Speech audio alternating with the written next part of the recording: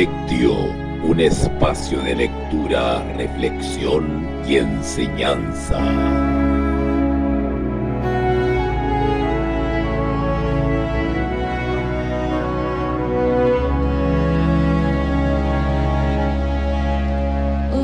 Muy buenas noches, estimados alumnos, seguidores, hermanos en Cristo.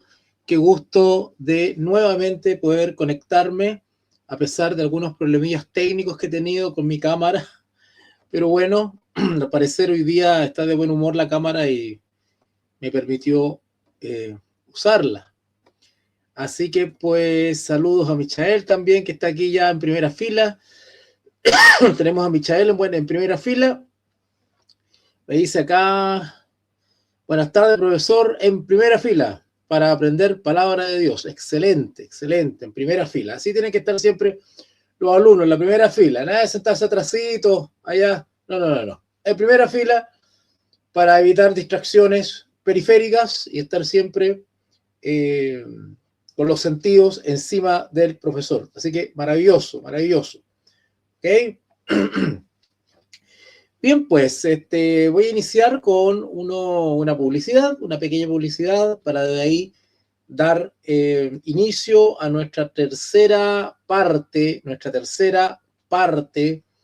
de el análisis que estamos haciendo de Primera de Juan, capítulo 3, del versículo 1 al 24, donde queremos saber, queremos investigar, queremos profundizar sobre quiénes son los hijos del diablo. ¿Quiénes son los hijos del diablo? ¿Ok? Así que vamos a estar, de alguna manera, investigando eso bíblicamente, y ya hemos tenido una introducción, el lectio parte 1 de Primera de Juan 3, del 1 al 24. Tuvimos el lectio 2, ¿ok? El lectio 2, que ya está disponible en nuestro segundo canal Veritano. Y vamos hoy día con la tercera parte, y me parece a mí que vamos a tener una cuarta, ¿vale? Vamos a tener una cuarta, y eso sería ya... no sé si mañana, voy a confirmar, porque mañana tengo un día bastante pesado con clases, entonces son muchas horas hablando por cámara y a veces la garganta ya no me da más, ¿vale? Recuerden que habilitamos un tercer canal de YouTube, ya que el segundo canal está siendo atacado, alguien lo ha denunciado y han llegado algunas advertencias al segundo canal, y eso es muy delicado porque en ese canal tenemos harto material muy importante y no se perdería. Así que tenemos abierto un tercer canal cuyo link ya compartí en el grupo oficial Comunidad Veritana. Así que por favor suscríbanse, porque si llegan a echar abajo el segundo canal, tenemos el tercero. El primero no lo cuento porque el primero es un canal como de promoción, de publicidad, donde subimos todo el material público, ¿vale? En cambio, en el segundo canal tenemos material público y tenemos material privado. Es más delicado. Y en el tercer canal, ahí vamos a subir también material público y también privado de respaldo. Así que a suscribirse al tercer canal, no sea que el segundo desaparezca y ustedes queden así perdidos y se pierdan las transmisiones y se pierdan todas las publicaciones, ¿vale? Así que a suscribirse a ese tercer canal.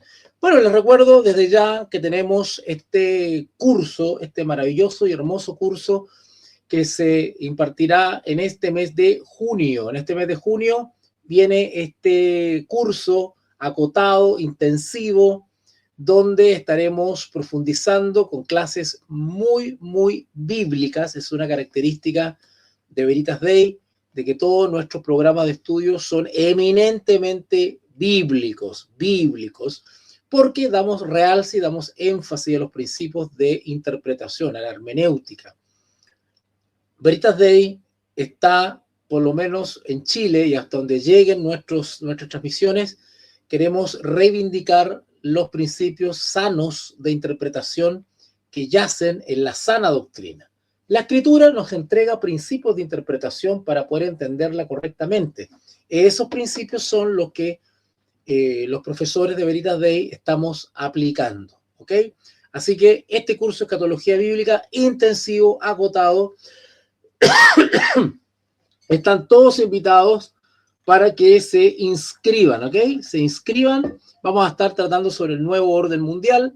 Vamos a también estar tratando sobre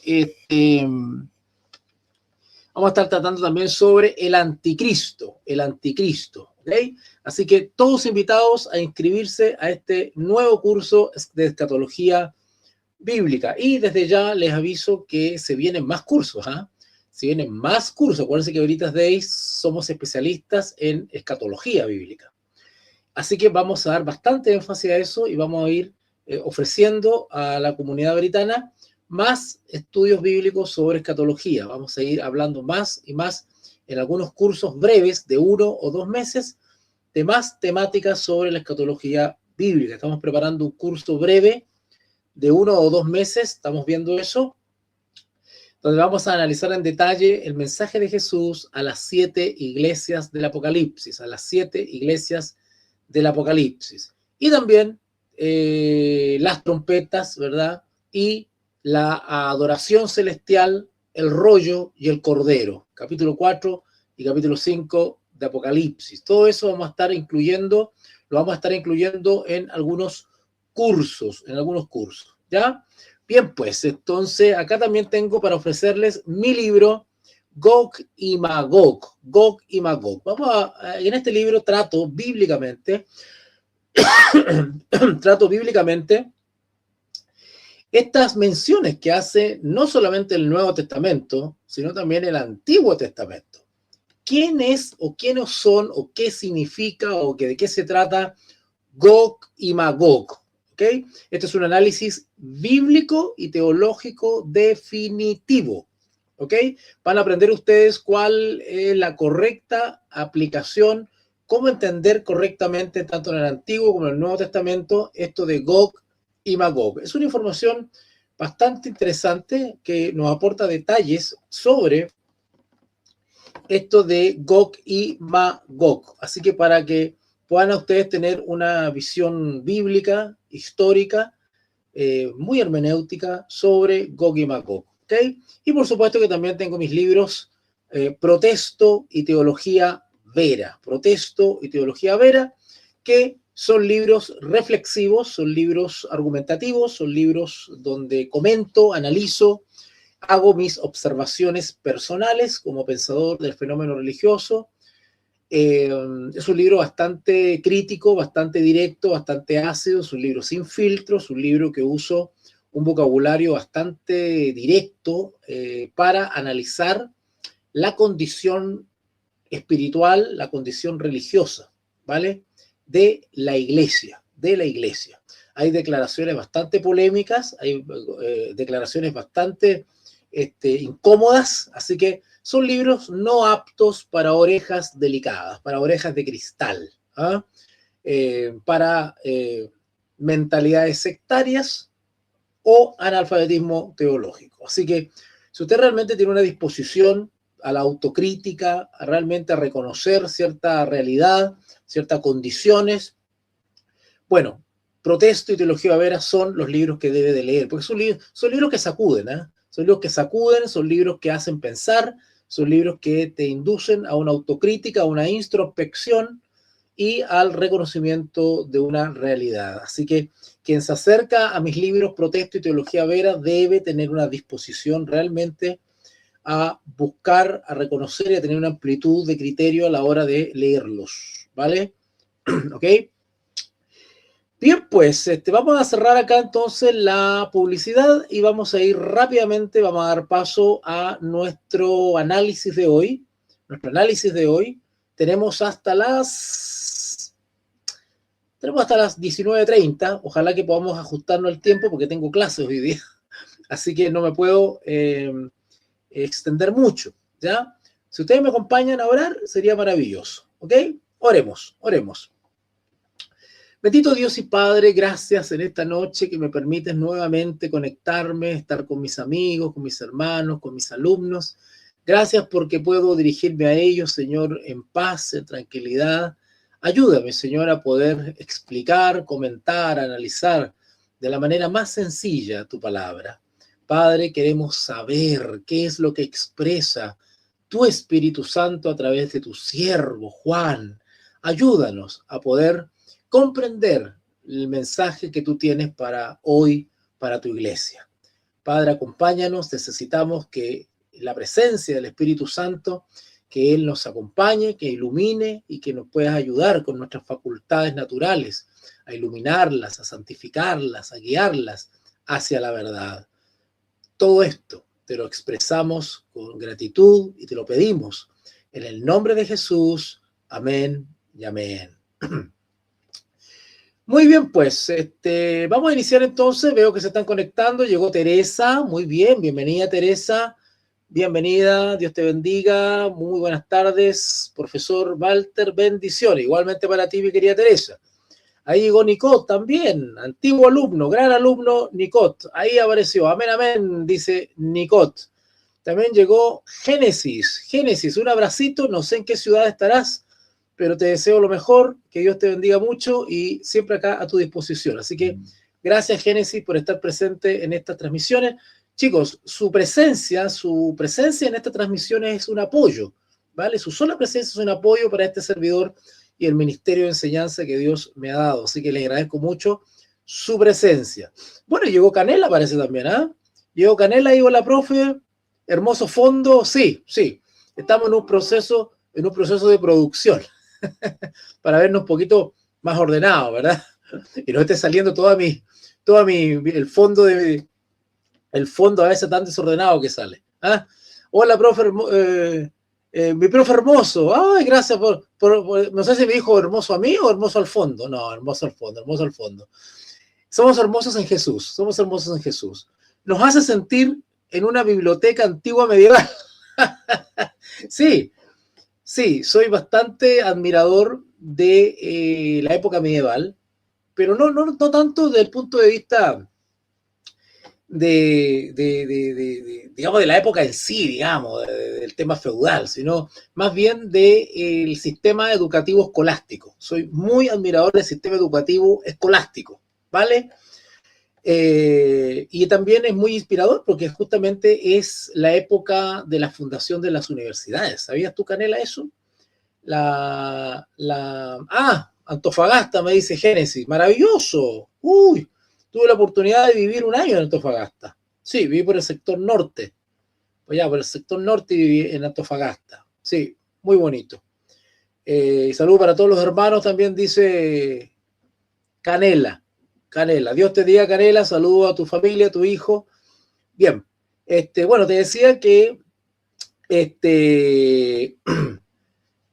que justamente la Edad Media es el periodo de la fundación de las universidades, donde se comienzan a erigir los grandes centros educativos, ¿verdad? Las famosas escuelas o escuelas catedralicias se llaman, las escuelas catedralicias. Y eran escuelitas, centros de enseñanza dirigidos por sacerdotes, por monjes, y que justamente se ubicaban en los terrenos donde estaban las catedrales. Estaban las parroquias, las catedrales, ¿verdad? Y a un costado dejaban un espacio de terreno habilitado para alguna escuela o universidad. Por eso que se llamaban escuelas catedralicias, ¿no? Que generalmente estaban a un costado de las catedrales. Y eso fue una costumbre por siglos. Hasta el día de hoy, incluso en Chile, y ya ha entrado los años 60, 70 en Chile, incluso ya hasta fines de los 80, a fines de los 80 todavía se podían ver iglesias católicas con un colegio al lado. Eso era común. Hasta el día de hoy creo que Don Bosco, creo que la comunidad salesiana todavía mantiene iglesias, digamos, y al costado tiene colegios, ¿verdad? Muchas monjas también, muchos órdenes de monjas, por ejemplo, las María Auxiliadora. La famosa María Auxiliadora también, pues tienen colegios y tienen las capillas al lado, tienen las iglesias al lado, ¿verdad? Eso es muy común. Y eso viene de la Edad Media. Justamente viene de la Edad Media. Bueno, la Edad Media se caracteriza por muchas cosas, en realidad maravilloso. Se suele considerar la Edad Media como una época de oscurantismo espiritual, pero ojo con eso, ¿eh? Yo tuve un pequeño altercado una vez en la Universidad de Chile. Estaba en una diplomatura en la Universidad de Chile y habían varios colegas ahí sentados, profesores de filosofía, hay un montón de gente. Y a mí se me ocurrió decir la época de oscurantismo. Eso es lo que yo expresé. Casi me pegaron. ¿Cómo? ¿Qué época de oscurantismo? No, no era oscurantismo. Al contrario, una época de muchas luces, de muchos adelantos. Y es verdad. Solo que ellos no entendieron por qué yo dije que la Edad Media era una época de oscurantismo. Se le llama a la Edad Media la época de oscurantismo por oscurantismo espiritual, de tinieblas espirituales. Cuando hablamos de tinieblas espirituales, como oscurantismo o época oscura en la Edad Media, estamos hablando de una ausencia de la palabra de Dios. Y no solamente de una ausencia de la palabra de Dios, sino también de una falta de entendimiento de la palabra de Dios. Eso es tiniebla espiritual, ¿vale? Tiniebla espiritual. Pero no quiere decir que había tinieblas en lo científico, en lo literario. No, hubieron cantidad de pensadores, escritores, gente muy inteligente, muy habilosa, que creó muchas cosas. Pero desde el punto de vista espiritual se le llama época de tinieblas espirituales. Entonces, cuando yo dije eso en la universidad, casi me pegaron. Tuve que explicar eso, ¿verdad? Bien, pues, tenemos acá a Carlos Catalán. Saludos, profesor, desde la comuna de La Florida, región metropolitana. Bendiciones, bendiciones. Excelente. Saludos, Carlito. Saludos, Carlito.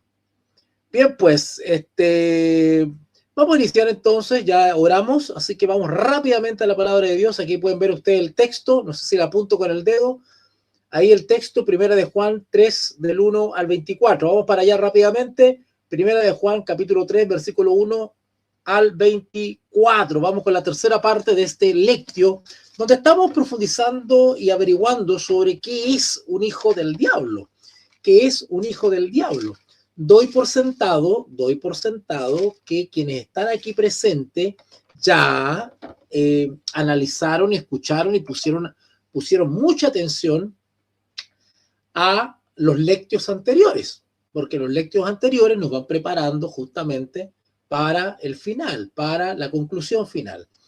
¿Y por qué les digo que tienen que estar atentos? Porque la palabra de Dios se estudia de manera progresiva, ¿vale? De manera progresiva. ¿Qué quiere decir eso? Que el primer lectio es un aporte. El segundo lectio es otro aporte que se suma al primero. O sea, cuando nosotros estamos en el segundo lectio, no olvidamos lo que tocamos en el primero. Y cuando vamos al tercer lectio, no olvidamos lo que tocamos en el segundo y en el primero. La palabra de Dios es progresiva, quiere decir que vamos avanzando, vamos creciendo, vamos aumentando el entendimiento y el conocimiento en la medida que vamos acumulando datos. Esa es una manera correcta de leer. Por eso que es muy peligroso la actual manera que se tiene de exponer la palabra de Dios. ¿Cuál es la tendencia actual para exponer la palabra de Dios? Se toma un versículo. Voy a poner silencio a un aparato que tengo acá, chicos.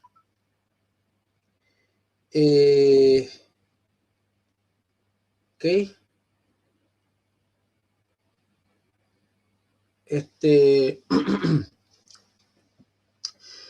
Entonces les decía que la palabra de Dios es progresiva. Eso quiere decir, les decía que el error que se comete hoy día, el error homilético, el error retórico, el error teológico que se comete hoy día es que voy a apagar esto porque me están escribiendo por el teléfono, me distrae. Ahí está. El error que se comete hoy día es que se toma un texto.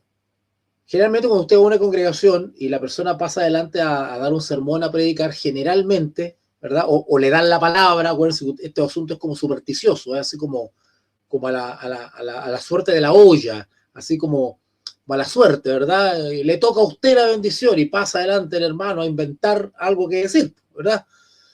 Entonces, ¿qué hace? Se lee, se le apunta al azar, se busca algo en la Biblia, un versículo, y se ponen a hablar sobre ese versículo y a veces no saben muy bien lo que dice el versículo. El hermano empieza a improvisar, empieza a inventar, literalmente. Pasa eso, pasa. Entonces se toma de un versículo. No.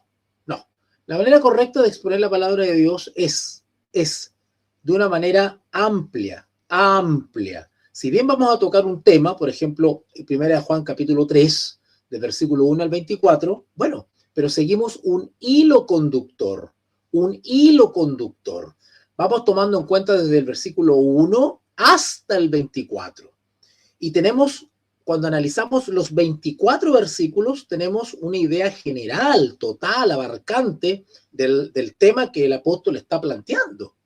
Es decir, en la medida que vamos avanzando al versículo 2, al versículo 3, al versículo 4, al versículo 5, no olvidamos lo que estudiamos en el 1, lo que estudiamos en el 2. Aunque vamos en el versículo 20, siempre vamos retrocediendo para recoger antecedentes que se nos entregaron antes, ¿vale? Esa es una manera progresiva. ¿Por qué? Porque los autores bíblicos van desarrollando un tema, una temática. Entonces nosotros también tenemos que seguirlos a ellos, ¿vale? Así que es progresivo y al mismo tiempo acumulativo, ¿ya? Así que eso es lo que hemos hecho hasta ahora y lo que estamos haciendo ahora. Ayer avanzamos hasta el versículo 6. ¿Recuerdan? Que avanzamos hasta el versículo 6. Primera de Juan, capítulo 3, versículo 6. Todo aquel que permanece en él no peca. Todo aquel que peca no le ha visto, ni le ha conocido. ¿Se acuerdan que pusimos harto énfasis en esto de conocido? ¿Por qué? Ahora retrocedemos. Vamos al versículo 1. Mirad, cuál amor nos ha dado el Padre para que seamos llamados hijos de Dios. Por esto el mundo no nos conoce. ¿Te das cuenta? El mundo nos desconoce. ¿Vale? Ahora, ¿quién es desconocido? Bueno, los hijos de Dios. ¿Por qué? Dijimos ayer, porque nosotros no andamos a la manera del mundo. Todo eso lo explicamos ayer. ¿Vale? Bien. Por ahí el versículo 6 nos dice entonces, todo aquel que permanece en él no peca, todo aquel que peca no le ha visto, ni le ha conocido. Interesante. Dice, todo aquel que peca no le ha conocido. ¿En qué sentido? ¿En qué sentido? Bueno, esto podría tener dos aplicaciones. ¿Quién es el que peca? Bueno, peca no solamente el cristiano, sino que con mayor razón peca quien no conoce a Cristo. Pero desde cierto punto de vista, el cristiano que supuestamente conoce a Cristo, por algo es cristiano, también peca. Y el texto dice, todo aquel que peca no le ha visto, ni le ha conocido. ¿Cómo? O sea, hay cristianos que son cristianos, es decir, conocen a Cristo y sin embargo pecan.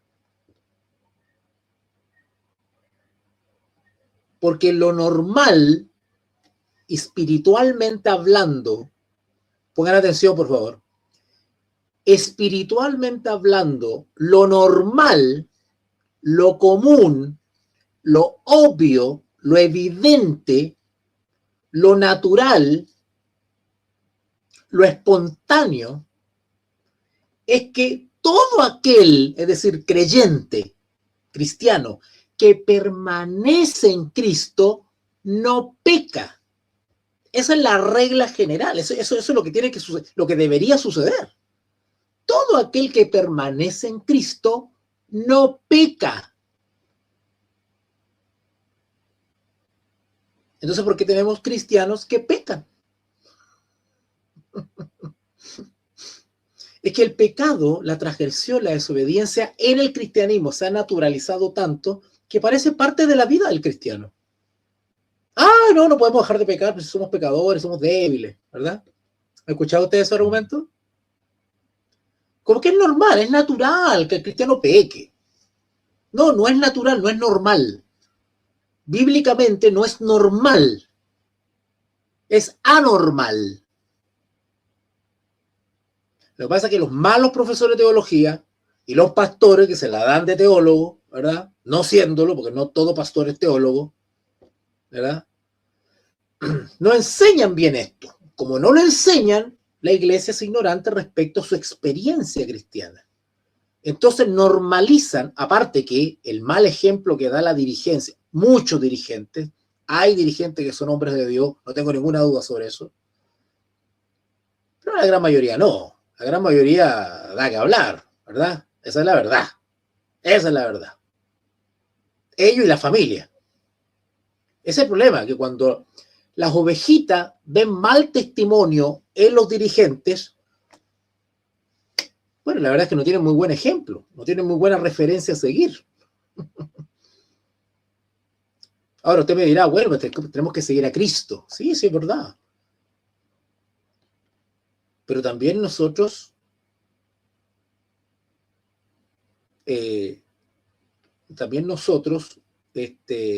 nos animamos y nos desanimamos viendo a nuestros hermanos, viendo a los dirigentes, viendo a aquellos que tienen reputación.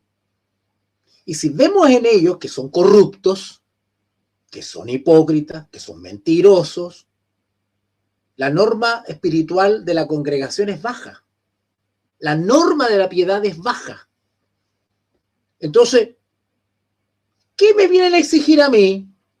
¿O qué me voy yo a autoexigir si estoy viendo que los que son líderes espirituales, pilares, puntales de la fe, son los corruptos? Entonces, si bien el versículo 6, 1 de Juan 3:6, dice, todo aquel que permanece en él no peca, es decir, todo aquel que permanece en Jesús no peca. Nos dice aquí, no debería pecar. No peca, no peca. ¿Y qué es pecado? Versículo 4, ¿verdad? Dijimos que el estudio de la Biblia es progresivo y acumulativo. Vamos para atrás a recordar algo. Versículo 4. Todo aquel que comete, cuando dice todo aquel, es todo aquel creyente. Acá está hablando principalmente a los creyentes. Acá no está hablando del mundo, por si acaso. Quiero aclarar eso. Nosotros estamos investigando qué es un hijo del diablo. Cuando la Biblia habla de eso acá, no está hablando del mundo necesariamente. Sí, de cierto punto de vista, evidentemente, quien no es cristiano, evidentemente, ¿verdad?, está en pecado.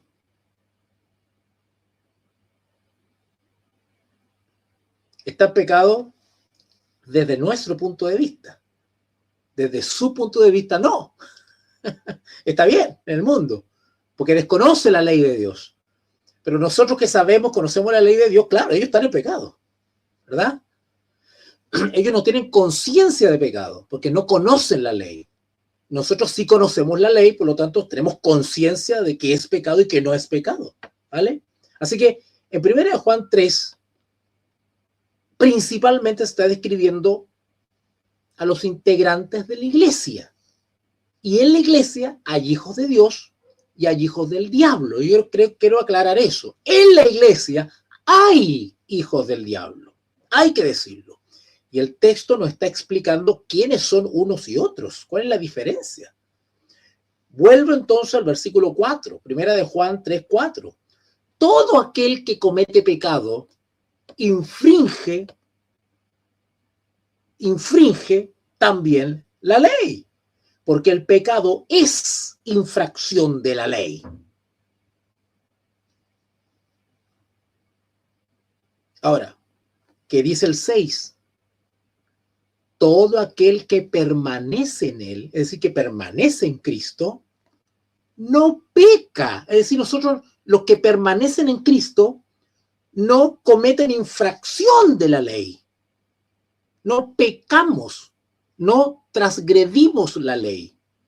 Eso es lo normal en un hijo de Dios.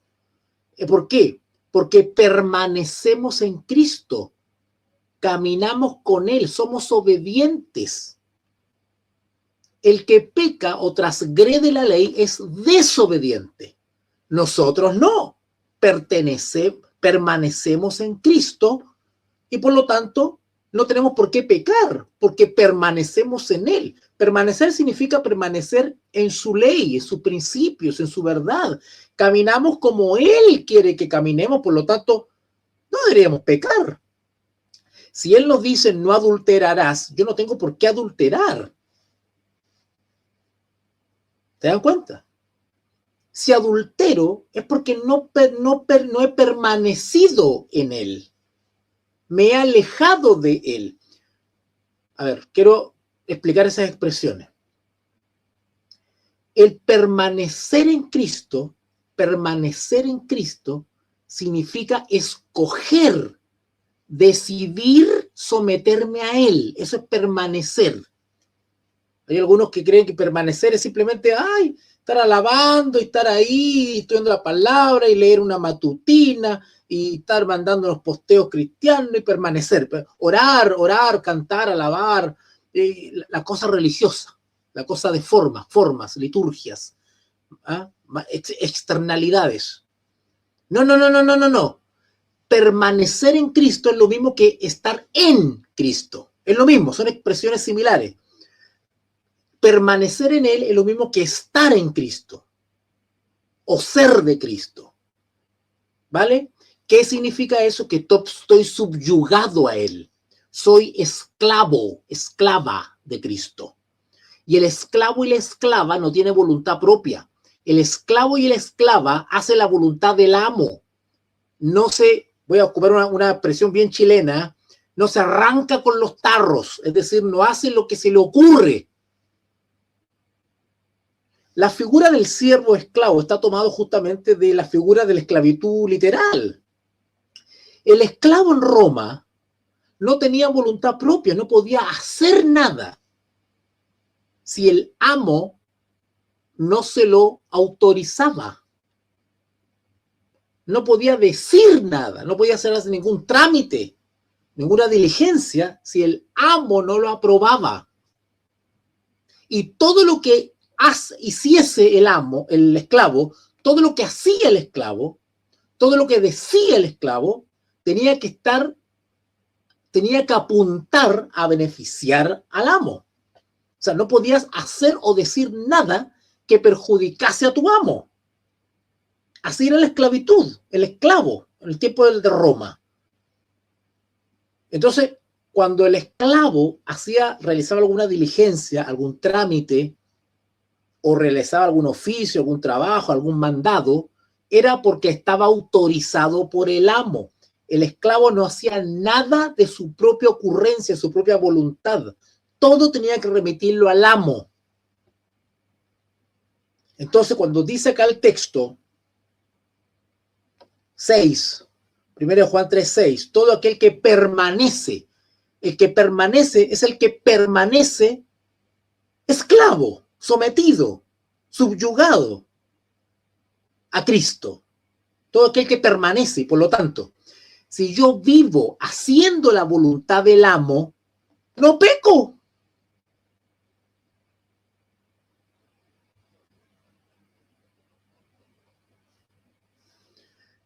¿Te dan cuenta? Ahora, ¿quiere decir que no vendrán los pensamientos pecaminosos? Claro que van a venir, pero la tentación no es pecado. ¿Vale? El Hijo de Dios debe eliminar incluso hasta los deseos, el pensamiento a pecar. Eso es una lucha que ocurre acá. Y eso tiene que ser vencido. Cuando viene el mal pensamiento, ¿verdad? Debe ser combatido. Debe ser combatido en el nombre de Jesús. El tema es que cuando le damos mucha vuelta, el pecado se concreta, termina concretándose y ahí se concreta el pecado. Se concreta el pecado, la transgresión de la ley. ¿Vale? ¿Vale? Entonces, la expresión todo aquel que permanece en él es todo aquel que está sumido en la voluntad de Dios. Obedece. Y todo aquel que obedece y camina obedeciéndose, sí, es difícil. Ahí por ahí Cookie Alvarado me dice que Dios nos ayude porque solo ahí dijiste la clave, Cookie. Solos no podemos. Solo no podemos. Por eso tenemos que unir nuestra voluntad, nuestro deseo de vencer al poder de Dios. El poder de Dios fortalece nuestra disposición a querer vencer. Yo tengo que querer dejar el pecado. Y eso es la victoria. Esa es la victoria. Por favor, vamos rapidito. A propósito de lo que me dice Cookie acá. Vamos a San Juan, sobre una parábola hermosa del Señor Jesús, donde explica esto. En el Evangelio según San Juan, hay una parábola. San Juan capítulo 15. Por ahí Isaac dice, por eso que la Biblia dice, hijitos, estas cosas os digo para que no pequéis. Exactamente. Pero si alguno hubiese pecado, ya voy a explicar eso ya, que si alguno hubiese pecado, ¿ya? Si alguno hubiese pecado. Ya voy a hablar sobre eso ya. Porque la regla general, Isaac, la regla general, que el que permanece en él, el que permanece en Cristo, no peca. Esa es la regla general, no peca. No tiene por qué pecar si se mantiene obediente a Cristo, no tiene por qué pecar. ¿Te das cuenta? Pero hay excepciones en las cuales el cristiano, por más fuerte que sea, pero son excepciones. Es parte de la experiencia del caminar cristiano. Puede caer, o sea, cuando digo puede caer, no es que tiene permiso para caer, sino que hay momentos en la vida en que nuestra fe es probada y a veces somos vencidos. Esa es la verdad, ¿verdad? ¿Cuántos de nosotros hemos caminado fielmente, gozosos en Cristo, y hemos cedido en algún momento de debilidad? Pero eso es parte de la experiencia. Y esas caídas ocasionales tienen que ser ocasionales. No puedo estar repitiéndolas cada rato, porque si no ya es porque yo quiero pecar y no estoy venciendo. Como quien dice por ahí, hay que aprender de la experiencia, hay que aprender de las caídas. Acuérdense. Ejemplo de eso es Pedro. ¿Se acuerdan de Pedro? Pedro, apóstol de Jesucristo. Pedro cayó. Negó a Jesús. Pero fue la caída. La caída. ¿Qué hizo cuando pecó y se cayó? Ya siendo apóstol de Jesucristo. Lo negó. Pero dice la Escritura que lloró amargamente y se arrepintió de haber negado a su maestro. Y de ahí en adelante Pedro nunca más negó a Cristo. Es más, se convirtió en uno de los predicadores más connotados de la Escritura. Ahí está registrado en Hechos. El tremendo discurso que dio. Ahí está en Hechos los apóstoles. Y terminó siendo crucificado como su maestro. Entonces es la caída que tuvo y él aprendió de la caída. Por lo tanto, cuando Isaac acá cita, por ejemplo, ¿verdad? Eso está citando Primera de Juan. No, bueno, no me acuerdo. Está citando ahí, ¿verdad? Hijitos, estas cosas os escribo para que no pequéis, porque esa es la regla general, lo que Cristo desea de nosotros, que no pequemos. ¿Cómo no pecamos? Permaneciendo en él. Pero pues Cristo, el mismo apóstol menciona algún accidente que suceda. Pero si alguno hubiese pecado, tampoco entramos en desesperación. Abogado tenemos para con el Padre, ¿verdad? Pero son cosas muy puntuales, muy excepcionales. No es la regla general. ¿Cuál es la regla general hoy día? Me golpeo el pecho y peco. Me golpeo el pecho y peco. Voy al culto y peco. Voy al culto y peco. Voy al culto y peco. Voy al culto y peco. No gano nunca. No tengo la victoria sobre el pecado nunca. Nosotros, la gran mayoría de los cristianos actualmente, y de hecho los que están enseñando la justificación por la fe, no están dejando claro este punto. Por eso tenemos malos testimonios en la iglesia, porque no se da énfasis al ganar la victoria sobre el pecado. No se está dando énfasis a eso. Acuérdense que a mis alumnos les he enseñado, muchos de ustedes les he enseñado, que la verdadera guerra espiritual, exacto, se juega con la gracia de Dios, exactamente. Oye, que están habilosos, ¿eh? Pues se nota que son alumnos míos. Acuérdense, chicos, que la verdadera guerra espiritual no es la que cuentan los parlanchines, estos evangelistas, estos que mojan los micrófonos, que andan con la toalla, tirando salida para todos lados. Esos artistas no tienen idea de lo que hablan, ¿vale? Son retóricos nomás, retóricos, ¿vale? No enseñan nada.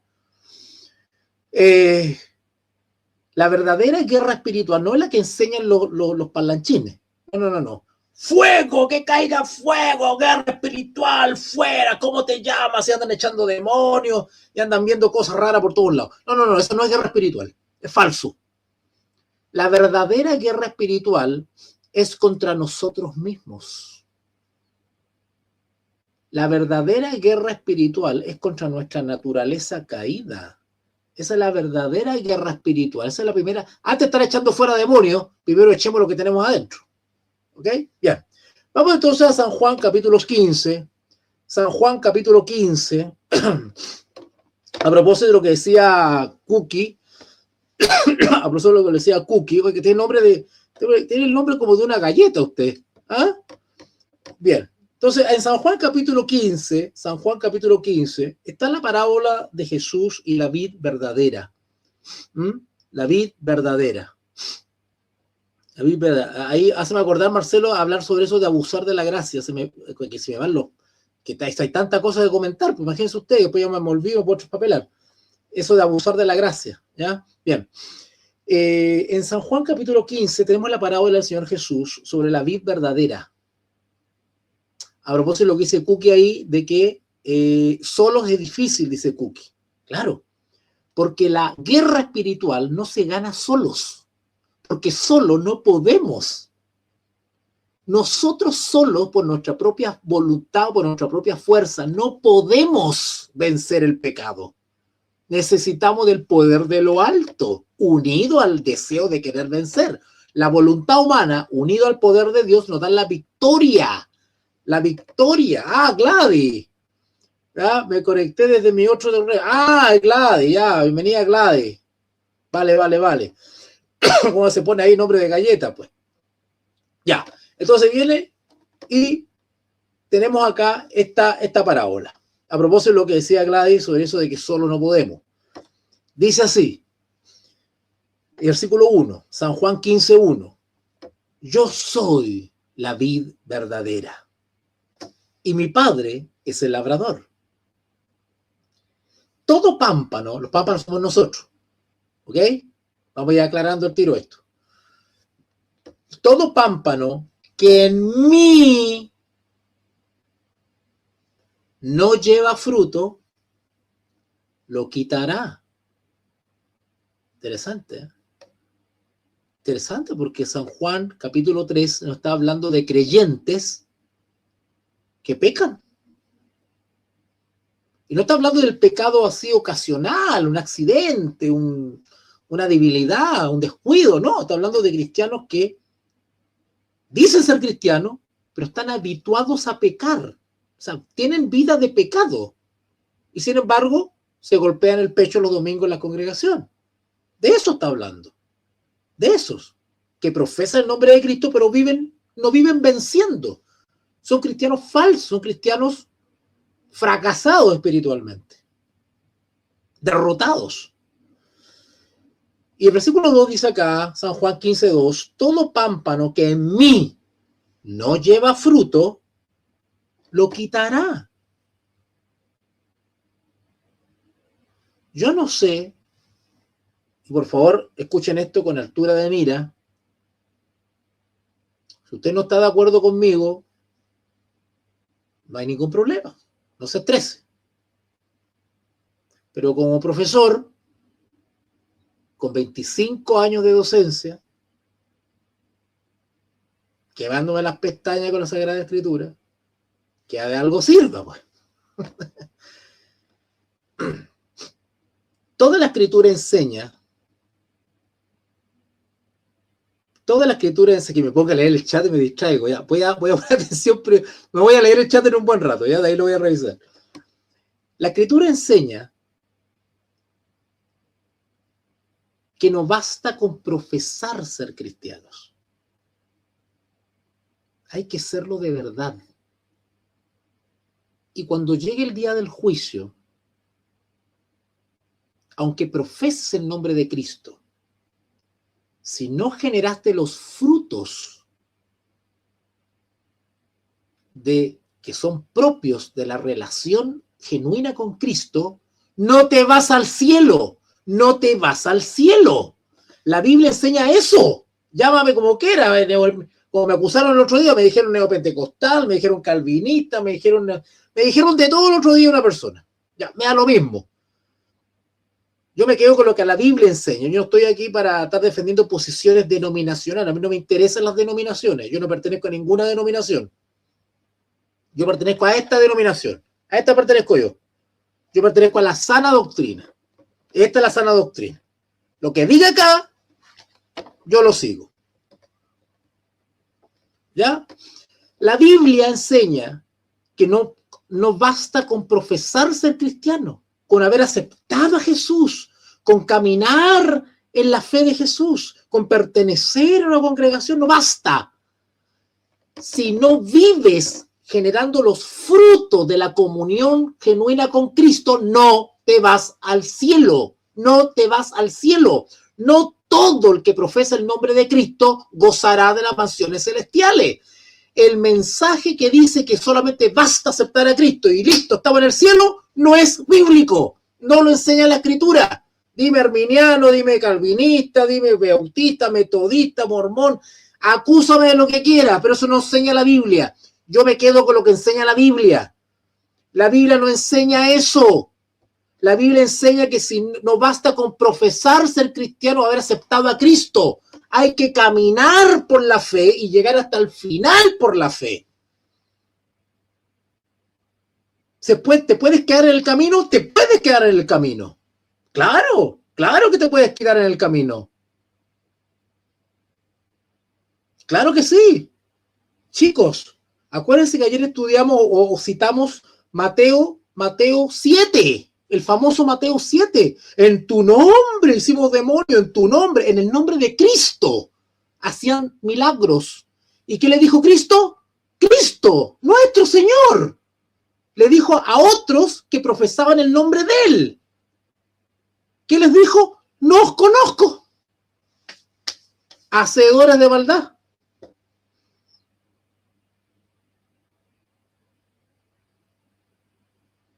¿Qué dice San Juan, que lo estamos leyendo en San Juan capítulo 3? Todo aquel que peca no le ha conocido. ¿Y qué dice acá? San Juan 15:2. San Juan 15:2. Estoy citando la Escritura. Todo pámpano, somos nosotros los pámpanos, es símbolo de los hijos de Dios. Todo pámpano que en mí no lleva fruto, lo quitará. Lo quitará. Hay pámpanos que serán quitados porque no dan fruto. Los pámpanos somos nosotros. ¿Se acuerdan ustedes la advertencia que hizo Juan el Bautista? ¿Se acuerdan o no? Cuando dice, ya el hacha está puesta a la raíz de los árboles. Por tanto, eso está haciendo alusión a un juicio. Ya el hacha, cortar o quitar, ya el hacha está puesta a la raíz de los árboles. Por tanto, dice Juan el Bautista, todo árbol, nosotros, símbolo del creyente, todo árbol que no da fruto, ¿qué dice Juan el Bautista? es cortado y echado en el fuego. Chicos, no todo el que pertenece a una iglesia, profesa el nombre de Cristo, se va para el cielo, lamentablemente. Porque hay un proceso de juicio, hay un proceso de escudriñamiento, de investigación, hay un proceso de deliberación donde se van a ver que los que han generado fruto, los que son genuinos. ¿Por qué? Porque en la iglesia hay hijos del diablo, hay gente falsa, hay gente que sigue pecando y ningún pecador entrará en el reino de los cielos. Por eso que ese mensaje que dice que acepta a Cristo y ya estás listo. No, eso es falso. Quien anda con ese tipo de discurso no entiende la Biblia, no entiende los evangelios, no entiende las cartas de Pablo, no entiende la justificación por la fe. Falta formación. El que anda con ese discurso, falta formación. Analfabetismo teológico. Chicos, por favor, sáquenlo por lógica. Ningún pecador entrará en el reino de los cielos. Sea o no sea cristiano. Ningún fornicario, ningún mentiroso, ningún ladrón, ningún sodomita, ningún idólatra, ninguno entrará en el reino de los cielos, porque en el reino de los cielos no hay pecado. ¿Cómo va a entrar en el reino de los cielos un cristiano que es pecador? Cree que por solamente de ser cristiano ya está asegurada la entrada a los cielos. Eso no es así. ¿Cómo yo pretendo, siendo un cristiano fornicario, mentiroso, envidioso, vengativo, con pensamientos cochinos, entrar al cielo? Solamente habrá seres santos en el reino de los cielos. Y la santidad, la Biblia enseña que se desarrolla acá, por la fe en Cristo. Hay que vencer, crucificar la naturaleza caída y caminar incorruptible. Acuérdense que ayer lo leímos en San Pedro, ¿verdad? En la carta de Pedro, ¿se acuerdan? Lo leímos en Pedro. Huyendo de la corrupción que hay en el mundo, dice, y participando de la naturaleza divina. La santidad se logra acá, en la tierra, caminando por la fe en Cristo y venciendo, ganando la guerra espiritual contra nuestra propia naturaleza caída. Cosa que cuando llegue el Padre y entra a la fiesta y vea que todos están vestidos con ropas blancas, que nadie tiene su ropa manchada de pecado, porque el que tiene una ropa inadecuada se va para afuera también. ¿Qué dice Apocalipsis capítulo 3, mensaje de la Odisea? Por cuanto no eres ni frío ni caliente, te vomitaré. Hay un rechazo. Muchos, miles, millones de que profesan el nombre de Cristo serán rechazados. No se van al cielo. ¿Por qué? Porque el diablo ha metido en la iglesia una falsa justificación por la fe. No, solamente acepta a Cristo, no importa cómo vivas. Basta con aceptar a Cristo, tal vez perdona, es amor, misericordia, así no importa. No. ¿Qué dice? Volvamos otra vez, no perdamos San Juan 15, tengo que volver ahí. Pero ¿se acuerdan ustedes? Todo aquel que permanece en él no peca. No peca, esa es la regla general. Todo aquel que permanece en Cristo no peca. Ahora, porque pecamos, vamos a perder la esperanza. No. Pero seamos como Pedro. Si me doy cuenta, soy consciente que cometí un pecado, Señor, el Espíritu Santo inmediatamente me amonesta, ¿verdad? Señor, ayúdame a vencer eso que hice recién, no lo quiero hacer más, perdóname y ayúdame. Perdóname y ayúdame. Y no lo cometo más. ¿Qué le pasó a la mujer que iban a apiedrar? ¿Qué le pasó a la mujer que iban a apiedrar? ¿Qué consejo le dio Jesús? No peques más, porque ese es el plan de Cristo. Nuestro Señor Jesús lo que quiere, que sus hijos no pequen más.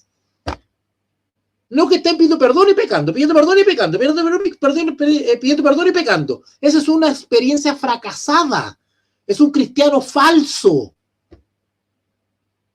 Era fornicario en el mundo, es fornicario en la iglesia. Se agarraba a puñete con carabinero en el mundo, se agarraba a puñete también siendo cristiano. Es ordinario en el mundo, es ordinario adentro de la iglesia.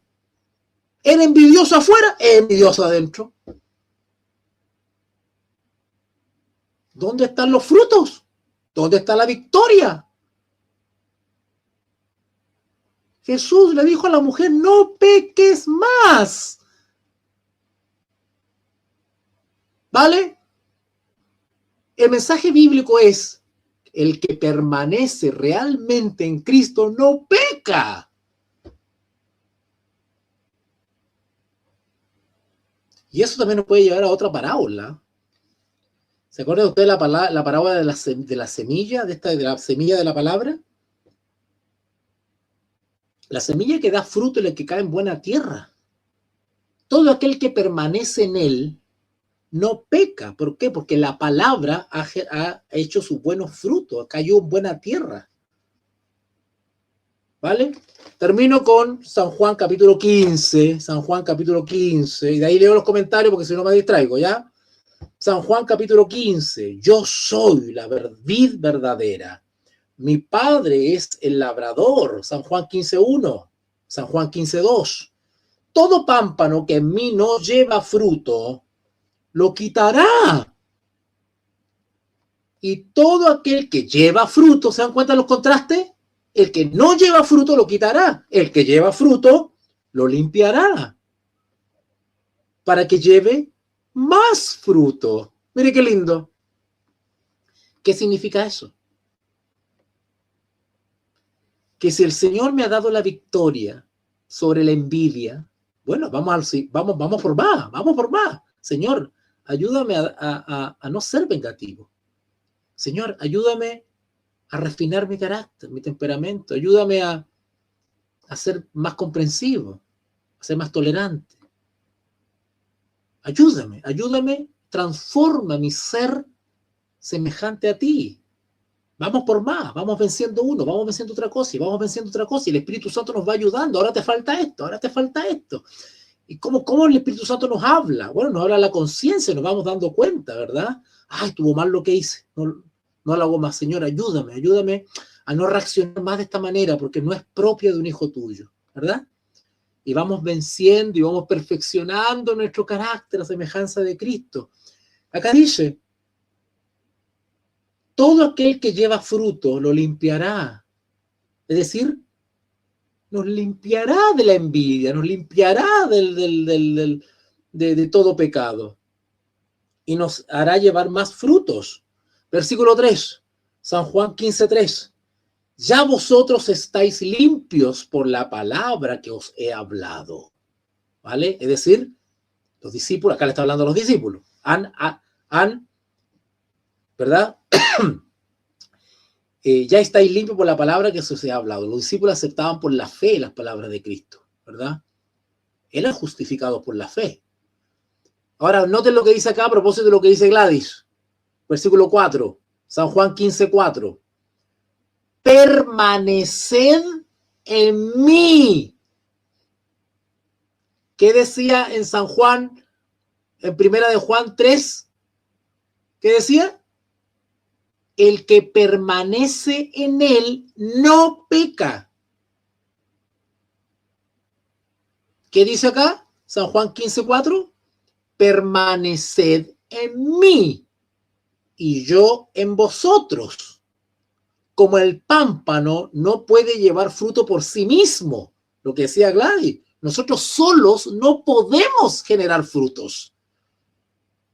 Podemos dejar la droga por un mes, pero vamos a recaer de nuevo, porque estamos luchando con nuestras propias fuerzas. Necesitamos de un poder externo que fortalezca nuestra voluntad debilitada por el constante hábito del pecado. Practicamos tanto ciertos pecados que ya estamos esclavos de ese pecado, no tenemos fuerza para vencerlo. Necesitamos el poder de Dios que nos fortalezca la voluntad para vencer ese pecado. Y es una lucha porque va a venir el pensamiento, van a venir las ganas, va a venir el deseo, la tentación va a venir, es una lucha. Y esa lucha se tiene que obtener la victoria sobre esa debilidad. Pero solo no podemos, si luchamos solo, lo único que vamos a lograr es recaer. Pero ¿qué dice la Escritura? Que en Cristo somos más que vencedores. ¿Ah? Somos más que vencedores, ¿verdad? Quien dice que no se puede vencer, que no se puede ser santo, que no se puede vivir sin pecado, es un falso evangelio. Y está negando, y le está restando poder a la sangre de Cristo. Quien anda diciendo que no se puede vencer, que no se puede ser santo, quien anda con ese falso evangelio, está negando poder, le está restando poder a la sangre de Cristo. Porque la Escritura dice que en Cristo somos más que vencedores. Él nos da la victoria sobre todo pecado. ¿Por qué? Porque Jesús venció.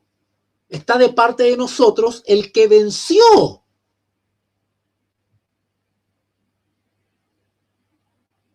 No estamos del lado de un perdedor, estamos del lado de un ganador.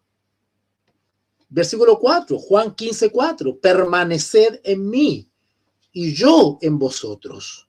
Como el pámpano no puede llevar fruto por sí mismo, si no permanece en la vid. Tenemos que estar conectados a la vid para que la vid nos dé alimento, fuerza, poder. Los cristianos igual. Para vivir en victoria hay que mantener una sumisión a la voluntad de Dios, sumiso, esclavo de Cristo. Lo que Él diga yo lo hago. No, ya no vivo yo. ¿Te das cuenta?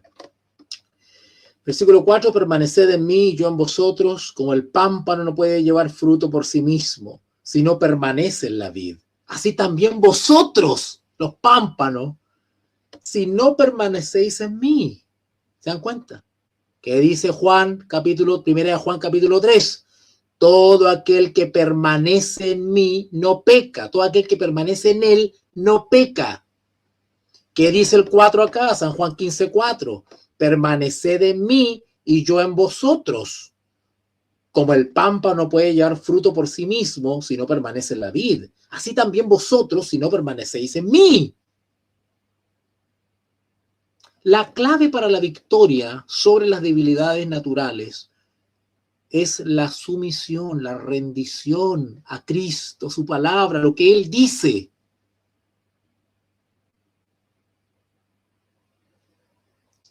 Yo soy la vid, dice el Señor Jesús. Yo soy la vid. Vosotros, los pámpanos. El que permanece en mí y yo en él, este lleva fruto, mucho fruto. Porque separados de mí, nada podéis hacer. Por eso le daba la razón a Gladys. Solo no podemos, ¿verdad? Volvemos a Primera de Juan. Voy a leer algunos comentarios aquí porque están bien animados, parece. Con tanto sofista espiritual, dice Isaac, con tanto sofista espiritual, escuchar palabras sanas, pero a Dios, gracias por la verdadera doctrina. Literalmente José huyó, exactamente, muy buen ejemplo, Isaac. Literalmente José huyó de la fornicación. Y Apocalipsis dice, bienaventurados aquel que lava sus ropas, exactamente, en la sangre del cordero, exactamente. Por eso que en la parábola que recién leímos de los pámpanos de la vid, dice, ¿verdad? El que en mí permanece, lo limpiaré y le haré más frutos, ¿verdad? Perfecto. Gladys me dice, seguir a Cristo también es una disciplina constante. Exacto. ¿Qué tal? Oiga, ustedes se nota que son alumnos de Veritas de ella. Se nota. Acá nuestra hermana Gladys nos dice, seguir a Cristo también es una disciplina constante. Exactamente. Señor mío, quisiera alargarme hasta las 12 de la noche a hablar con ustedes, pero tengo clase a las 20. Chicos, por favor, pongan atención a lo que dice acá el comentario. Tiene mucha de verdad. La victoria sobre la naturaleza caída la crucifixión de la carne. Cuando hablamos de la carne, estamos hablando de la naturaleza caída, los propios deseos, las propias inclinaciones. Esa es la carne, ¿vale? Carne son los deseos naturales, ¿vale? La victoria sobre la carne exige una lucha diaria, momento tras momento, hora tras hora, minuto a minuto. En un minuto puedo estar estudiando la palabra de Dios y en el minuto siguiente hay una invitación al pecado. Esto es rápido. Por eso que la Escritura dice, velad, velad. Porque el diablo anda como el león rugiente buscando a quien devorar. Entonces tenemos que estar siempre atentos. Tenemos un enemigo externo, los demonios, Satanás, pero tenemos un enemigo interno, nuestra naturaleza caída, que es la peor. Nuestro principal enemigo no es el diablo. Es enemigo, pero no es el principal. Nuestro principal enemigo y nuestro principal objetivo a derrotar es nosotros mismos. Entonces, cuando usted escuche a un parlanchín hablando de guerra espiritual y ¡ay, guerra espiritual! Yo lo declaro, yo lo decreto, echa fuera, fuera, fuera. Primero tiene que sacarse el demonio que tiene adentro. Tiene que dejar primero de acostarse con las hermanas, de estarse metiendo la plata al bolsillo, de estar haciendo un montón de cosas que a veces, ¿verdad? Entonces, ojo con eso. Ojo con eso. Si tú quieres que realmente el Espíritu Santo obre maravillas, porque esa es la otra, oh, Señor mío, hay un evangelio tan tergiversado. Se cree que el bautismo del Espíritu Santo o la presencia del Espíritu Santo necesariamente tiene que manifestarse en que Él te use a ti, así de manera extraordinaria, que salga poder de ti. Esa es una idea distorsionada de los frutos o de la obra o de la presencia del Espíritu Santo en la vida. Esa es una distorsión del evangelio. Ese es un evangelio falso, supersticioso, fantástico. Es un evangelio Dragon Ball. ¿Vale? Es un evangelio Dragon Ball. Así lo vamos a poner ahora. ¿Ah? La verdadera evidencia de la presencia del Espíritu Santo en la vida son los frutos, la victoria sobre el pecado, la victoria sobre nuestras debilidades es la principal característica de la presencia del Espíritu Santo en la vida. No andan echando fuego por la boca. ¿Qué haces con echar fuego por la boca y eres un envidioso? ¿Eres un violento? Mateo 7.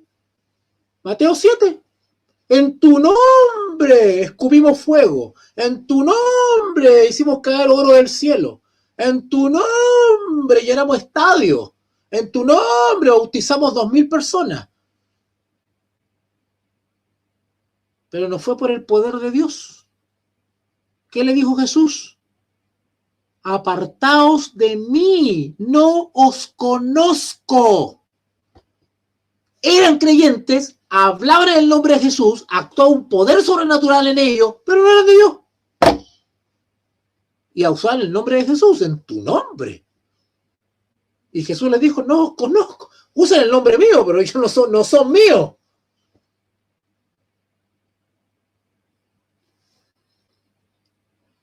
¿Vale? Guerra espiritual, crucificar al viejo hombre por el poder del Espíritu Santo. Exactamente. Chicos, pongamos atención con lo que comenta acá Michael. Si nosotros realmente queremos... A ver, ¿cómo explicar esto? Porque en 3 minutos es complicado explicar esto, porque para esto se necesita un desarrollo.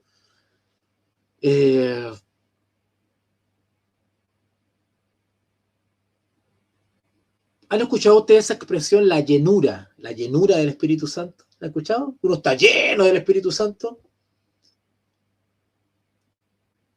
Esa expresión se aplica muy excepcionalmente a algunos siervos de Dios o siervas.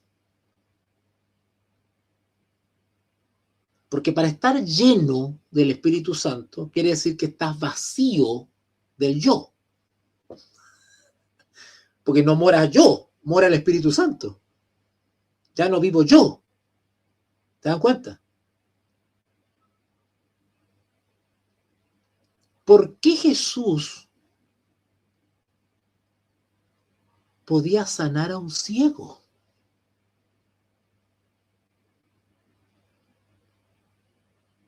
Porque él sí estaba lleno del Espíritu Santo. Él era morada del Espíritu Santo. No había pecado en él. No vivía para sí, no vivía para él. Por lo tanto, el Espíritu Santo podía usarlo. Chicos, cuando el Espíritu Santo usa a alguien es porque esa persona ha rendido su voluntad a Cristo para ser usado por Cristo, ser susceptible de ser usado por Cristo. ¿Vale?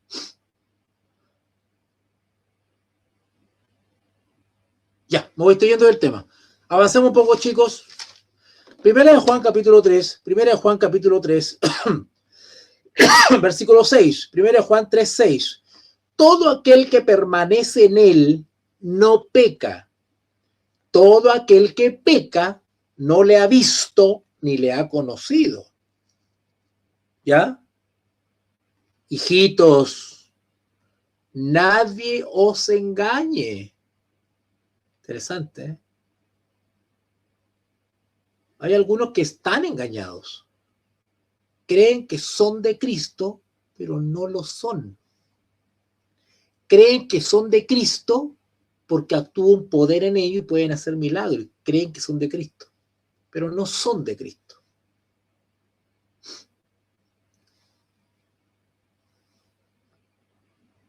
Hijitos, nadie os engañe.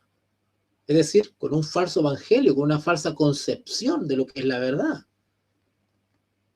El que hace justicia, es decir, el que hace, quiere decir obra, acciones, testimonio personal, conducta personal, actos humanos.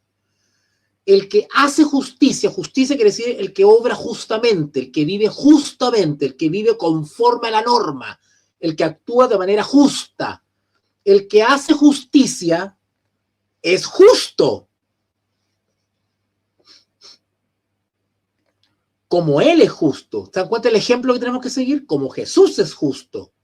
Este es un hijo de Dios. Chicos, cuando yo estoy acá describiendo al que es hijo de Dios, por contraste, saquen inmediatamente qué es lo contrario. Un hijo del diablo. ¿Verdad? Versículo 8.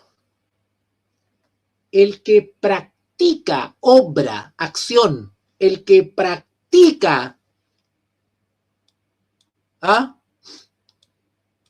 Debo leer el chat, ¿ya, chiquillos? Debo leer el chat.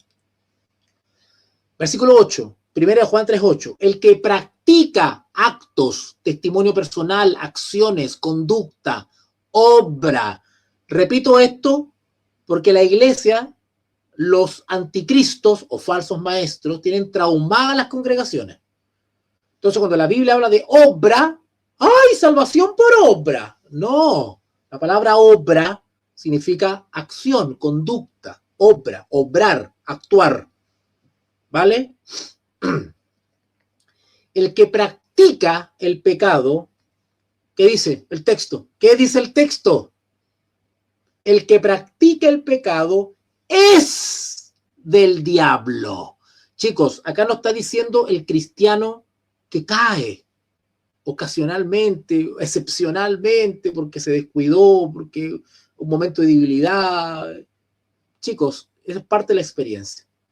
Acá está hablando del creyente que peca continuamente, que se golpea el pecho y después está adulterando. Está hablando del derrotado, del fracasado, el que se golpea el pecho, que habla con la Biblia bajo el brazo, el que predica bonito, pero es débil, es pecador, es sucio. Está dominado por alguna pasión. Es el derrotado, el fracasado. Ese es del diablo. Ahora, el cristiano que anda con la Biblia bajo los brazos y predica bonito y y todo lo que tú quieras, pero es esclavo de alguna pasión, o no está venciendo, o es esclavo de algún pecadillo, o varios, y peca permanentemente consciente y no vence en el nombre de Cristo, es susceptible de ser usado por el diablo. Porque no es de Dios, es del diablo. ¿Se están dando cuenta ahora de cuáles son las características de un hijo del diablo? Un hijo del diablo es un creyente, es un cristiano fracasado, rendido al pecado, esclavo del pecado. Un hijo del diablo es un cristiano que profesa el nombre de Cristo, pero es esclavo del pecado, practica el pecado, es un impío por dentro. Actúa, engaña, se ve bonito por afuera, pero por dentro es un impío, es un débil. Y por lo tanto no es de Cristo. Es un instrumento del diablo. Es un hijo del diablo.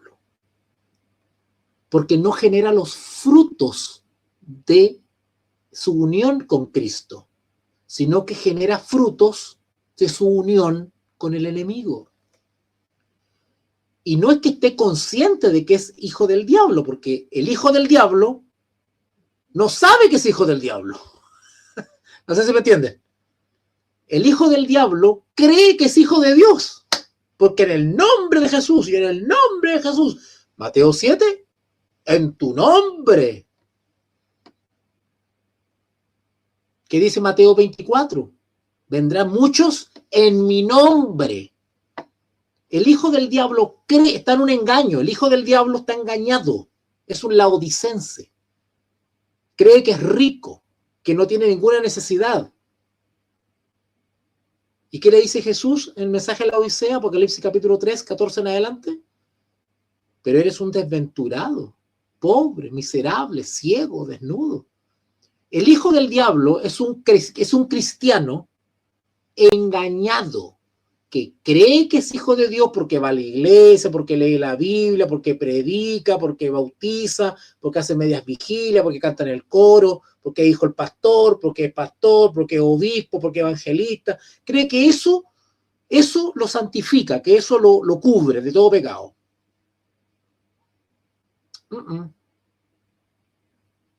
Pero la realidad es otra. La realidad es que no sabe que es un hijo del diablo y están dentro de la iglesia. Y como son hijos del diablo, porque son esclavos de sus pasiones, no esclavos de Cristo, entonces son instrumentos del enemigo dentro de la iglesia. ¿O porque cree usted que tenemos violaciones, incesto, adulterio dentro de la iglesia, robo, sinvergüenzura? Porque hay hijos del diablo dentro de la iglesia.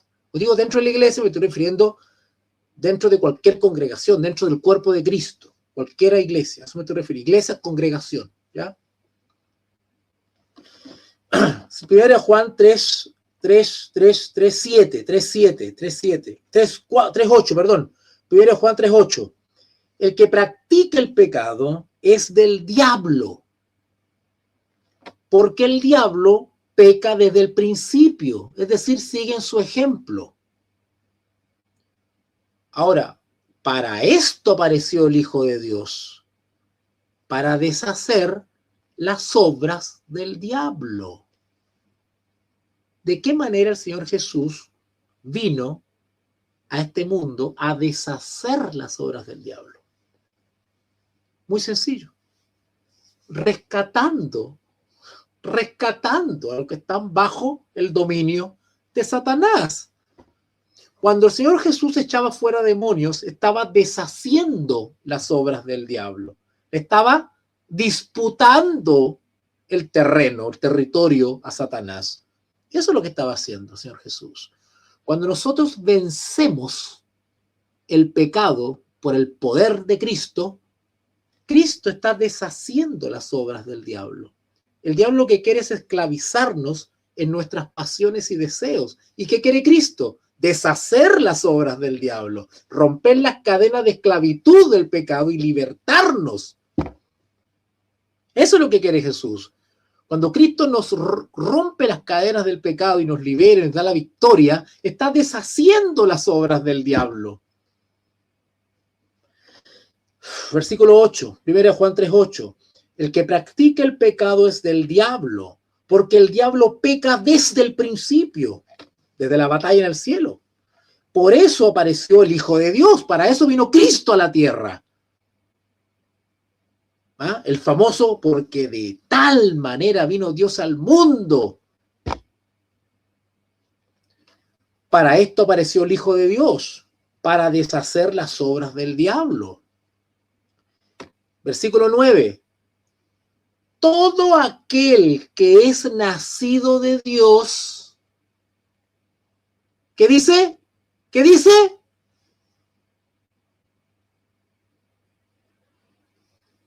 No practica el pecado.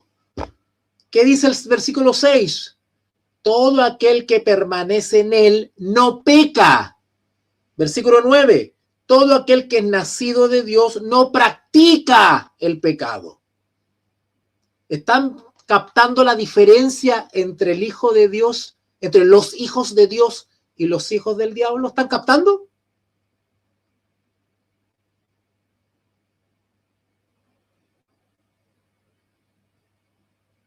Versículo 9. Todo aquel que es nacido de Dios no practica el pecado, porque la simiente de Dios permanece en él. La semilla. ¿Se acuerdan ustedes de la parábola de las semillas que fue sembrada en distintos caminos? Bueno, los que son verdaderamente nacidos de Dios, la semilla de la palabra, la simiente, ha caído en buena tierra. ¿Qué significa que la semilla cayó en buena tierra? Que la palabra que cayó en buena tierra y ha dado buenos frutos. Quiere decir que no hemos sido oidores olvidadizos. Leemos la voluntad de Dios en la palabra y la ponemos por obra, por práctica. Así hablad, así haced. El que tiene oído, oiga. Es decir, somos oidores obedientes, ¿verdad? Versículo 9. Porque la simiente de Dios permanece en él. ¿Y qué dice ahora? ¿Qué dice ahora, Señor mío? Qué hermoso esto. ¿Qué dice ahora? Y no puede pecar, porque es nacido de Dios. Característica de un hijo de Dios. Permanece en Cristo, es nacido de Dios, porque la simiente de Dios permanece en él, la palabra ha dado fruto, no es oidor olvidadizo, y por lo tanto no puede pecar, no peca, porque es obediente. La característica de un hijo de Dios es que hace suya la palabra, tal cual como la hizo Jesús, vive la palabra. Los principios del evangelio son una realidad en la vida. Lo contrario es ser un hijo del diablo. Mucho bla bla, poca vida, poco testimonio, poco fruto.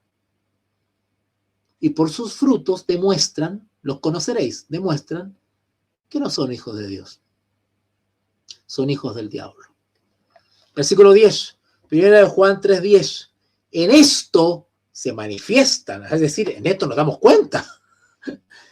En esto se manifiestan los hijos de Dios y los hijos del diablo. O sea, todo lo que hemos estudiado es para que Juan diga, para que se den cuenta el contraste entre un hijo de Dios y un hijo del diablo. Todo aquel que no hace justicia, es decir, que no practica la justicia, que no obra justamente y que no ama a su hermano, es decir, que viola los principios de la ley de amor de Dios, no es de Dios. Por eso que los hijos de Dios no practican la venganza, no nos desquitamos, no pagamos mal por mal. Cuando nos insultan, no devolvemos el insulto. Nosotros obramos y reaccionamos como Jesús lo hace. Versículo 11. Porque este es el mensaje que habéis oído desde el principio, que os améis los unos a los otros. No como Caín, que era del maligno. Ahí tenemos un ejemplo de hijo del diablo. ¿Por qué? Porque no amaba al prójimo, sino que violó la ley, no matarás, y mató a su hermano. El asesinato es un fruto de la carne, demostrando que no era un hijo de Dios, porque si hubiese sido Caín un hijo de Dios, no peca, es decir, no mata, se mantiene obediente a la ley, amarás al Señor. No como Caín, 12, que era del maligno, era un hijo del diablo, y mató a su hermano. ¿Y por qué causa le mató? Porque sus obras eran malas. ¿Por qué causa lo mató? Porque sus obras eran malas y la de su hermano eran justas. Había un contraste. Caín era envidioso. Era envidioso. Y como la conducta justa de Abel contrastaba mucho con la de Caín, mejor lo mato. En vez de Caín, pongan atención, ¿eh? Aquí vamos terminando ya la clase porque tengo que ir a una clase ahora con la diplomatura en teología. Caín, pongan atención en esto porque los hijos del diablo actualmente, pongan atención, acá se va a caer la señal. Los hijos del diablo, porque por algo Juan está dando el ejemplo de Caín, si no está por casualidad el ejemplo ahí. Los hijos del diablo manifiestan el mismo espíritu de Caín. Son Caínes modernos. Los hijos del diablo son Caínes. Y uno de los frutos más poderosos en los hijos del diablo es la envidia. Porque la envidia es homicida. ¿Cómo me dice usted? Sí. La envidia es asesina. El envidioso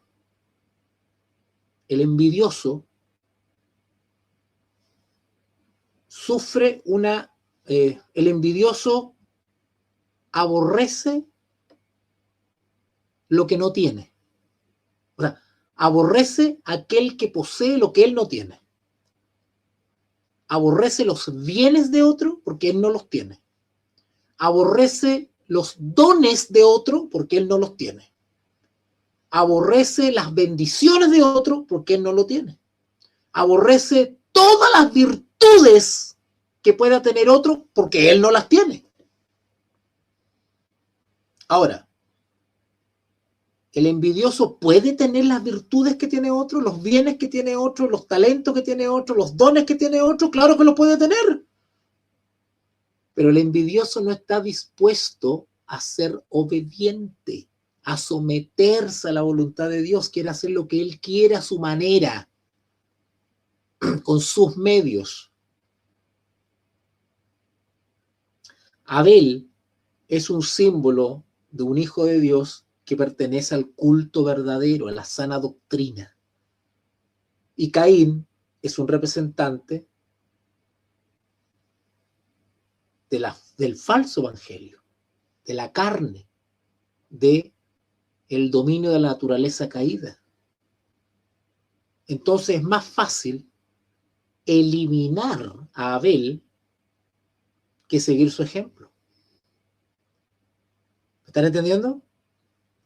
Es más fácil eliminar a este que me incomoda, porque no lo puedo alcanzar, no puedo tener lo que él tiene, no puedo ser como él, así que mejor lo elimino. Y hay varias maneras de eliminar a los Abeles modernos. Los Caínes modernos tienen muchas maneras hoy día de eliminar a los Abeles modernos. Si no, vea lo que pasa en las redes sociales. ¿Vale? Entonces tenemos acá 1 Juan 12, no como Caín, que era del maligno y mató a su hermano.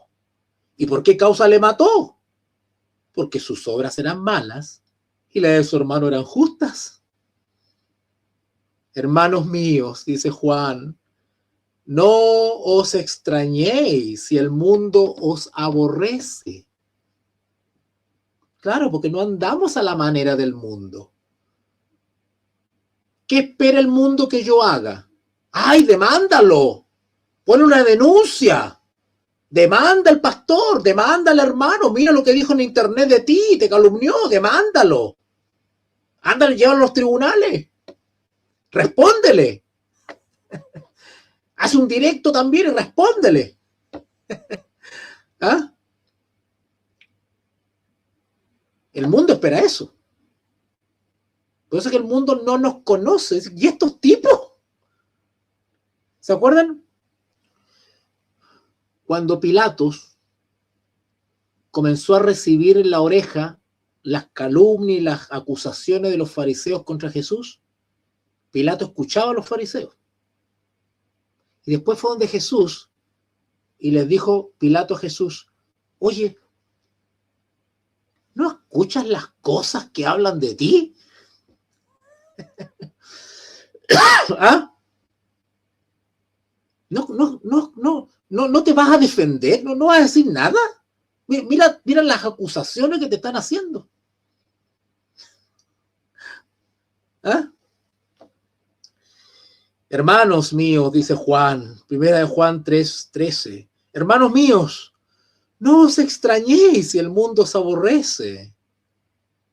¿Y por qué nos aborrece el mundo? ¿Por qué no nos conoce? Por nuestra conducta recta, porque somos distintos. Reaccionamos de la manera que ellos, no reaccionamos de la manera que el mundo normalmente actúa. Nosotros no actuamos así. Rompemos esa norma. Nosotros sabemos que hemos pasado de muerte a vida, del viejo hombre al nuevo hombre, el nuevo nacimiento. ¿Cómo sabemos? ¿Cómo sabemos que hemos pasado de muerte a vida? ¿Cómo sabemos? Acá dice el texto, 14. Con esto termino. Nosotros sabemos que hemos pasado de muerte a vida, en que amamos a los hermanos. El que no ama a su hermano, repito, el que no ama a su hermano permanece en muerte, está muerto espiritualmente. ¿Se dan cuenta? Estar vivo para Dios o estar en nueva vida es vivir los principios del Evangelio.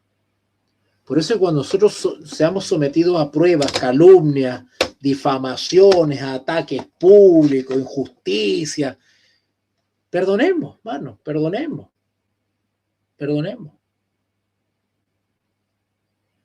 El Señor Jesús no vino para condenar al mundo, sino para que el mundo sea salvo por él. Y nosotros tenemos que ser unos transmisores de ese mensaje. Cuando nosotros nos calumnien, nos ataquen, nos difamen, digan toda clase de mal contra nosotros mintiendo, alabemos al Señor, por cuanto somos participantes de los padecimientos de Cristo. Perdonemos, perdonemos. Oremos por nuestros enemigos. Si tu enemigo tiene sed, dale agua. Si tu enemigo tiene hambre, dale de comer. Ese es un verdadero hijo de Dios y esos son los verdaderos frutos de que permanecemos en Cristo. ¿Vale? Son los verdaderos frutos de un hijo de Dios. Lo contrario es ser hijo del diablo. ¿Ya? Termino leyendo algunos comentarios acá. Muy buena noche, mi profesor Walter. Saludo aquí desde Navidad Matanza. Bendiciones. ¡Ay, mi pastora Solange! Mira, qué sorpresa. Buenísimo. Una vez que vences esa tentación, te sientes exactamente. La lucha es dura, pero una vez que has logrado la victoria sobre el pecado, comienza a haber un gozo, una alegría, una cosita rica. Una cosita rica de que ya tienes una carga menos, una mugre menos en la mente, en el cuerpo. Una cosa maravillosa, un alivio. Un alivio. No recuerdo que padre de la fe dijo que cuando se les enseña a los hermanos del bautismo era simbólico que va a muerte, simbolismo que va a muerte y resurrección, pero ese viejo hombre sabe a nadar y vuelve a la vida y te mata. Bueno, la verdad es que no entendí mucho la reacción. Pero sí, el bautismo es un símbolo de la muerte y resurrección, de la sepultura, claro, es que la sepultura del viejo hombre y el nacimiento de una nueva vida. Sí, de la muerte y resurrección, digamos, es un símbolo, sí, sí. Lutero dijo que una vez, a mí no me sorprende un predicador que haga llover milagros, sino la palabra que predica. ¿Ya? Lamentablemente el fanatismo está haciendo estragos y confusiones al verdadero Espíritu Santo, sí, es verdad. Hay una confusión respecto a la... Sí.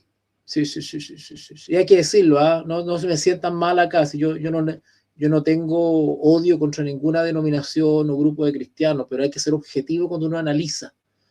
Cuando uno analiza y observa el mundo religioso, uno tiene que ser objetivo, ¿vale? Hay una teología equivocada en algunas denominaciones que dan énfasis a los dones del Espíritu Santo, ya se imaginan a qué denominación me estoy refiriendo, y tiene una distorsión pero atroz sobre el ministerio del Espíritu Santo. Hay una confusión sobre el ministerio del Espíritu Santo.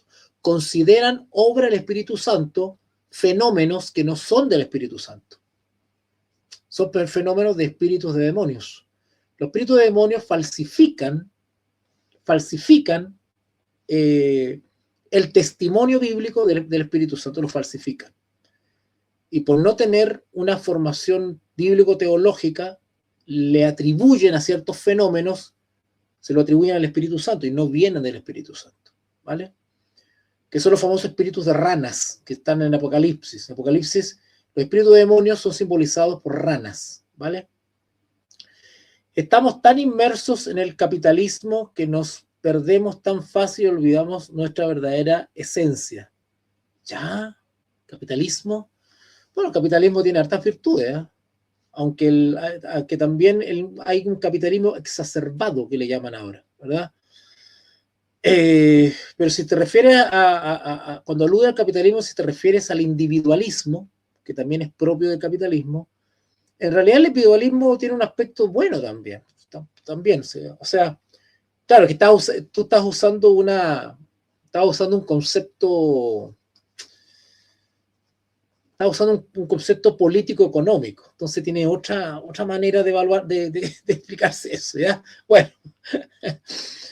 A ver, qué buen lectio. Dios no está hablando con mucha claridad, santidad quiere el Señor. Amén, amén, amén, amén, amén. Teresita, ¿qué dice Teresa acá? A ver, gracias profesor, pero váyase a su clase de teología. Oiga, sí, me quedan 5 minutos. Ya, Leo el último. ¿Podría hacer un lecto de eso también, profesor? Manifestación del Espíritu Santo y el espíritu de demonio. Sí, es que es súper extenso eso. Tendría que tocar algún aspecto, algunos detalles. Tenemos que hablar sobre el bautismo del Espíritu Santo, qué es eso. Podríamos hablar sobre algunos dones del Espíritu Santo. Por ejemplo, el don de lengua. Explicar qué es el don de lengua bíblicamente, que no tiene nada que ver con el don de lengua que vemos hoy día. El don de lengua que vemos hoy día en las congregaciones no es el don de lengua de la Biblia, quiero aclararlo, ¿vale? Es un sucedáneo, es una impostura. No es el de la Biblia, ¿vale? Por si acaso. Esto es un poquito fuerte lo que estoy diciendo, pero es así. Pues bueno, estudien, denle una leída a 1 Corintios capítulo 14. Porque en la iglesia de Corintio estaban abusando de algunos dones del Espíritu. ¿Vale? Y el apóstol Pablo llama terreno, llama a tenero. La llenura que dice acá, la llenura del Espíritu Santo, igual que hay confusión en las cosas. Sí. Y justamente por eso que sería bueno llevar a las iglesias una correcta neumatología, que es una rama de la teología sistemática, donde se explica, donde se enseña bíblicamente la naturaleza, el ministerio, la persona del Espíritu Santo. Cuando uno tiene claro eso, uno se da cuenta de que hay manifestaciones que no vienen del Espíritu Santo. Existe el mito que en las congregaciones no pueden entrar espíritus inmundos. Existe esa falsa seguridad, esa falsa, ¿cómo te diré? Es como soberbia, es como una cosa, es como un orgullo espiritual de creer que en las congregaciones o en las reuniones de los santos no puede entrar un espíritu inmundo. ¿Ah? Como que los espíritus inmundos se quedan en la puerta, como que no entran, no pueden entrar. Sí, se pueden entrar, porque en la iglesia hay hijos del diablo, y los hijos del diablo son susceptibles de ser tomados por espíritus inmundos. Por lo tanto, los espíritus inmundos sí pueden entrar en las iglesias, en las congregaciones y en las reuniones. Claro que sí. Claro que sí. Y si en la congregación se dan las condiciones, o hay una mayoría de hijos del diablo, la mayoría no son hijos de Dios, que generalmente es así. O sea, no quiero hablar de porcentaje, pero lamentablemente en las iglesias hay más hijos del diablo que hijos de Dios. Esto es un poco polémico lo que estoy diciendo, pero me hago responsable. Por lo mismo. No estoy cuestionando la fe y la experiencia de los cristianos, chicos, sino que estoy diciendo que la Biblia describe la condición actual de la iglesia y no es buena. Y eso redunda en una proliferación de hijos del diablo. Y si dentro de la iglesia hay hijos del diablo, son usados por espíritus de demonios dentro de la iglesia. ¿Vale? Y por lo tanto un demonio que habita en el cuerpo de un cristiano, de un profeso cristiano, puede realizar todo tipo de manifestaciones. Pues, lean la Biblia. ¿Qué tipo de manifestaciones pueden provocar los espíritus inmundos en el cuerpo? ¿Qué tipo de cambios, qué tipo de fenómenos puede producir un demonio en el cuerpo de una persona? Entonces, en una congregación tenemos hijos del diablo que son habitación de demonios, su cuerpo es habitación de demonios, el demonio puede hacer cosas a través de esa persona. ¿Vale? Ya, chicos, los voy a dejar, tengo que retirarme. Lectio, un espacio de lectura, reflexión y enseñanza.